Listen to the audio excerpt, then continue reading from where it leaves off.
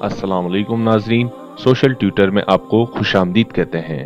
वजीर आजम ने फुटपाथ पर सोई फैमिली की तस्वीर क्यों शेयर की? वजीर आजम इमरान खान ने लाहौर में फुटपाथ पर सोने वाली फैमिली की तस्वीर अपने पैगाम के साथ ट्वीट कर दी। समाजी राब्ते की वेबसाइट ट्विटर पर अपने पैगाम में वजीर आजम ने कहा कि हम गरीब लोगों के लिए पुरअज़म हैं ताकि उन्हें छत मिले।